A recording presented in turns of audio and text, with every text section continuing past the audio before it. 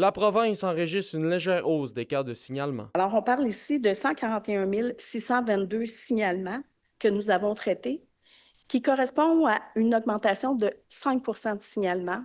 Une tendance qui est également remarquée dans la région, comme nous le mentionne la directrice régionale Sylvie Leblond. Dans notre région aussi, on a une augmentation de signalement de 3,4 Pour ce qui est de la provenance des signalements, la majorité proviennent de partenaires de la DPJ tels que les corps policiers, les enseignants ainsi que les établissements de santé et de services sociaux. Pour la province, ces signalements totalisent 80,5 des données de signalement alors que ce nombre passe à 74,6 pour la région de l'Abitibi-Témiscamingue. Pour le milieu scolaire, on parle de 24 j'arrondis quelques chiffres.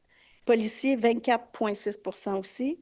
Et les employés des différents CIS, CIUS ou autres organismes, 31,8 Au niveau des employés là, des différents organismes, on est à 33,17 Au niveau des milieux policiers, on est un petit peu en bas on va dire, du Québec, là, de la moyenne provinciale. On est à 21,35 Au milieu scolaire, là aussi, on est en bas, un petit peu en bas là, de la moyenne du Québec. On est à 20,12 Au niveau des enjeux, l'augmentation des demandes au niveau de la santé mentale préoccupe de plus en plus la DPJ. Clairement que ça a un impact, on le voit sur le terrain, on le voit chez des parents, mais on le voit aussi chez notre clientèle aussi, de plus en plus en bas âge en plus. Dans un contexte où les demandes de services sont en augmentation, la pénurie de main-d'œuvre vient jouer les troubles fêtes. On a encore de la main-d'œuvre indépendante dans certains secteurs plus que d'autres, là. C'est en moyenne une vingtaine de postes encore là, qui sont dépourvus. L'un des objectifs que s'est fixé la DPJ dans la région pour l'année en cours est d'offrir une plus grande accessibilité des services à la population.